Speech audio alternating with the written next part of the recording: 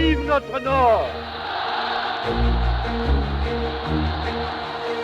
Vive la République et vive la France!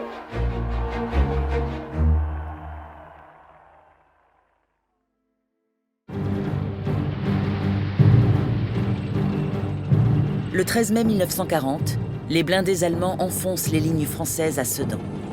Personne ne s'attendait à ce qu'ils puissent franchir les forêts des Ardennes. Mais c'est bien ce qu'ils font, avec une rapidité d'exécution qui sème la confusion la plus totale. L'état-major français est pris de court, et pourtant, ce scénario ne lui était pas inconnu. Depuis des mois, le colonel Charles de Gaulle, alors spécialiste des chars, avait dit sa conviction que l'ennemi attaquerait par le nord-est avec une force mobile et puissante. En vain. Mais en mai 40, plus question de tergiverser. Charles de Gaulle est immédiatement envoyé dans la région de Laon pour y ralentir l'avancée allemande. Le 17 mai, avec une division blindée créée dans l'urgence, il s'élance de la forêt de Samoussy, direction Montcornet occupée par l'ennemi.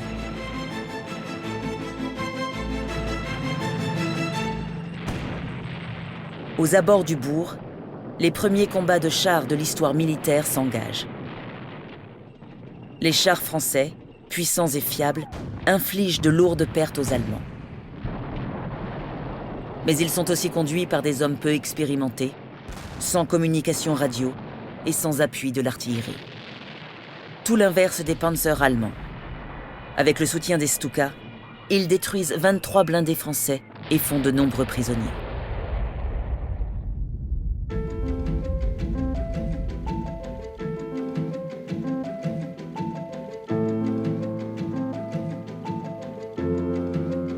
De Gaulle est contraint de se replier.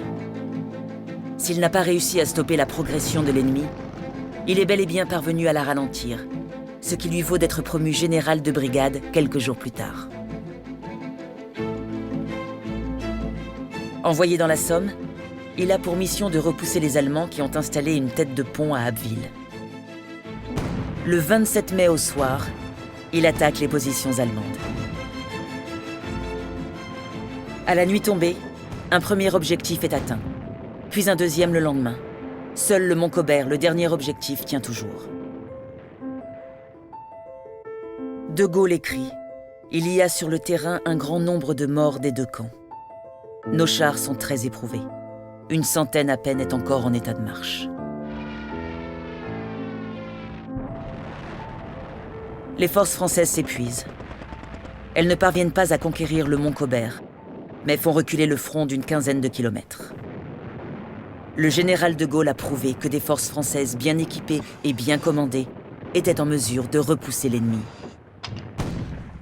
Cette capacité à peser sur le cours des choses pousse le président du Conseil, Paul Reynaud, à faire entrer Charles de Gaulle dans son nouveau gouvernement. L'armée française est alors en pleine débâcle.